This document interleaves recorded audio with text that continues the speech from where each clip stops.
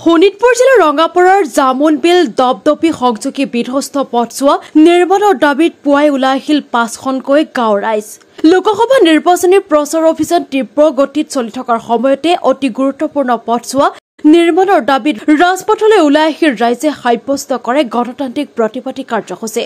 প্ৰতিবাদকাৰী ৰাইজে অসম চৰকাৰ হাই হাই ৰঙাপাৰা দপদপি সংযোগী পথছোৱাটি সোনকালে নিৰ্মাণ কৰক, ৰাইজৰ সমস্যা সমাধান কৰাৰ ব্যৱস্থা কৰক, পথ নিৰ্মাণ নহলে ৰাইজে ভোট নিদিও, আমাৰ দাবী মানি লওক, আমাৰ দাবী ন্যায্য দাবী আদি বিভিন্ন শ্লোগানেৰে জামুনবিল গাঁৱৰ আকাশ বতাহ মুখৰিত কৰি তোলে।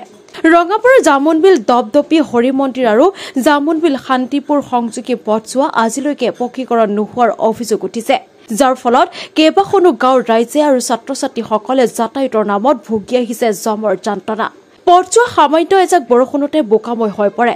বাৰিষা কালত পথছোৱা সৃষ্টি হোৱা বোকাময়ৰ আৰু প্ৰকাণ্ড গাঁতৰ বাবে গাড়ী মটৰ চলাচল কৰাটো বাদে খোজকাঢ়ি যোৱাটো অসম্ভৱ হৈ পৰে। ইফালে সংকটজনক ৰোগী আৰু গৰ্ভৱতী মহিলাসকলক চিকিৎসালয়লৈ নিয়াৰ ক্ষেত্ৰতো ৰাইজে নৰক যন্ত্ৰণা ভুগিবলগীয়া হয়। বাৰিষা কালত বোকাময় হৈ পৰা পথছোৱাৰে এম্বুলেন্স সেৱা গাড়ী নহাৰ বাবে ৰাইজে কেতিয়াবা ঠেলাৰে ৰোগীসকলক চিকিৎসালয়লৈ নিবলগীয়া হয়। ভাৰতবৰ্ষৰ স্বাধীনতা লাভ কৰা প্ৰায় ৭৬ বছৰ অতিক্ৰম কৰাৰ পিছতো প্ৰায় ৭ কিলোমিটাৰ দৈৰ্ঘ্যৰ পথছোৱা পকীকৰণ হোৱাটো বাদে আজিলৈকে এটুকুৰা নপৰিল শিলবালি। পথছোৱা লোকসভা নিৰ্বাচনৰ পূৰ্বে বিভাগীয় কৰ্তৃপক্ষই নিৰ্মাণৰ পদক্ষেপ গ্ৰহণ নকৰিলে ভোটাৰ ৰাইজে ভোটদান সাব্যস্ত নকৰাৰ সিদ্ধান্ত গ্ৰহণ কৰিছে। ইপিনে বিধ্বস্ত পথছোৱা নিৰ্মাণ কৰিবলৈ ৰাইজে ৰাজ্য চৰকাৰক বাৰম্বাৰ দাবী জনাই আহিছিল যদিও চৰকাৰে কাণসাৰ নিদিয়াৰ গুৰুতৰ অভিযোগ তোলে স্থানীয় ৰাইজে। পথছোৱা নিৰ্মাণ কৰি ৰাইজক যাতায়াতৰ ক্ষেত্ৰত উপকৃত কৰিবলৈ ৰাজ্যৰ মুখ্যমন্ত্ৰী ড হিমন্ত বিশ্ব শৰ্মাক কাটৰ আহ্বান জনাইছে ৫খন গাঁৱৰ ভুক্তভোগী ৰাইজে। सरकार हाय हाय डुबडुबी रंगापारा खुंगजिग रास्ता निर्माण करक, डुबडुबी रंगापारा रास्ता निर्माण करक, আমাক পথ দিয়ক, আমাক রাস্তা দিয়ক, নহলে আমি ভোট বর্জন করা বাধ্য হম, নহলে আমি ভোট বর্জন করা বাধ্য হম।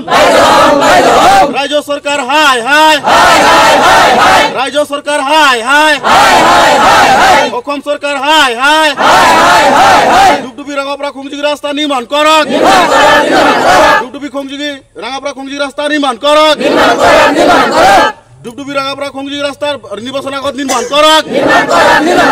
রাজ্য সরকার হাই হাই, রাজ্য সরকার হাই হাই, অসম সরকার হাই হাই, ৰাজ্যৰ সমস্যা চাব লাগিব, ৰাজ্যৰ সমস্যা চাব লাগিব, অন্যথা ৰাজ্যে ভোট বৰ্জন কৰিব, অন্যথা ৰাজ্যে ভোট বৰ্জন কৰিব। অসম চৰকাৰ হাই হাই, ৰাজ্য চৰকাৰ হাই হাই, ডুবডুবি ৰঙাপাৰা খুংজিগ ৰাস্তা নিৰ্মাণ কৰক,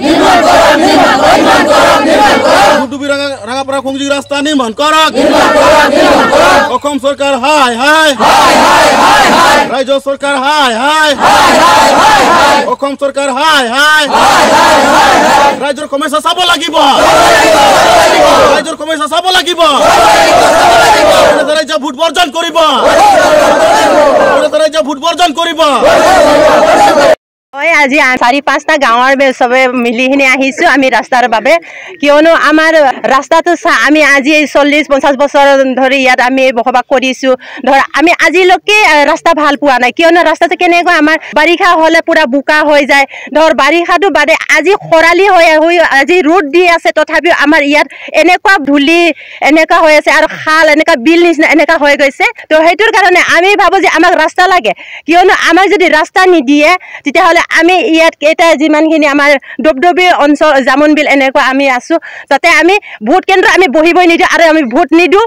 কথাটো মানি লয়, আমি যিটো দাবী কৰিছো সেইটো মানি লয়, তেতিয়াহে আমি ভোটটো দিবলৈ দিম বা আমি ভোট দিম।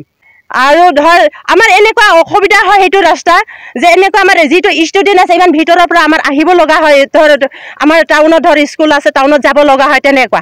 তো তেনেকুৱা আমাৰ ল'ৰা ছোৱালী এনেকুৱা অসুবিধা পাই কি আমি ধৰ ড্ৰেছ পাতি পিন্ধি গ'লেও ধৰ এনেকুৱা লেতেৰা হৈ যায় যে স্কুলত যাব নোৱাৰে, ধৰ চাইকেল ঠেলি ঠেলি যাবলগীয়া এনেকুৱা বাধ্য হয়। কেতিয়াবা এনেকুৱা অৱস্থা হয় যে ল'ৰা ছোৱালীটো আধা ৰাস্তাৰ পৰা ঘৰত উভতি যাবলগীয়া তেনেকুৱা বাধ্য হয়। সেইটোৰ কাৰণে অতি সোনকালে নহ'লে ৰাস্তাটো আমাক লাগে ভোটৰ আগে আগে আমাৰ ৰাস্তাটো বনাই দিব লাগে বুলি আমি জনালোঁ।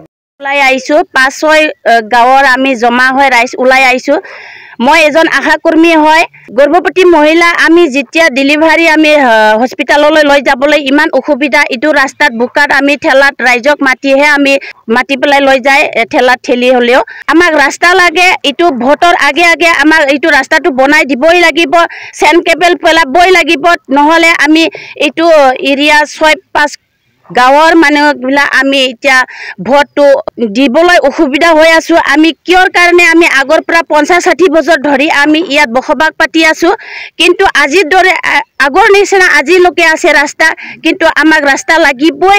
ৰাস্তাটো এইবাৰ বনাই নিদিলে আমি ভোট দিয়া নহ'ব।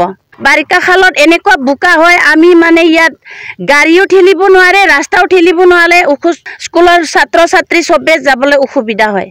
যেহেতু আমি আজি জামুনবিল, চুৰিয়াবিল, ডুবডুবি ধৰি 4-5টামান গাঁও আজি আমি ৰাইজে ওলাই আহিছোঁ এই ৰাস্তাত। আপোনালোকে ইয়াত দেখিবলৈ পাইছে ৰাস্তাত যেনেকৈ অৱস্থা হৈ আছে। আজি আমি 40-50 ধৰি আমি ইয়াত বসবাস কৰি আছোঁ, এইটো ৰাস্তাতে অহা যোৱা কৰি আছোঁ, কিন্তু বহুত কষ্টৰে দিনবোৰ পাৰ কৰিছোঁ আৰু 5 বছৰ মূৰে মূৰে ভোটো দি আহিছোঁ। কিন্তু এইবাৰ ৰাইজে ভাবিছে বা চিন্তা কৰিছে, সিদ্ধান্ত লৈছে কিমান আমি তেনেকৈ কষ্ট ভুগিম। যিহেতু আমি ভাৰতৰ নাগৰিক বা অসমৰ আমি বাসিন্দা, সেই হিচাপত আমাকতো চৰকাৰে কিবা এটা ব্যৱস্থা ল'ব লাগিব আৰু এইবিলাক ৰাস্তাৰ আমাক মেৰামতি বা ঠিক কৰি আমাকো অহা যোৱা সুবিধাবিলাক দিব লাগিব। সেয়ে আমাৰ দৃষ্টিবিলাক চৰকাৰলৈকে পোৱা নাই। সেয়ে আজি আমি প্ৰতিবাদ কৰিবলৈ ওলাই আহিছোঁ। এই যিটো ৰাস্তা ৰঙাপাৰা ডুবডুবি সংযোগী ৰাস্তা আজি ইমান বেয়া, তাতে মানে কোনো চাইকেল চলাবলৈ মানে নোৱাৰি বা কিবা এখন সৰু মৰু গাড়ীও ল'ব নোৱাৰি, তেনেকুৱা অৱস্থাত আমি জীয়াই আছোঁ ইয়াত।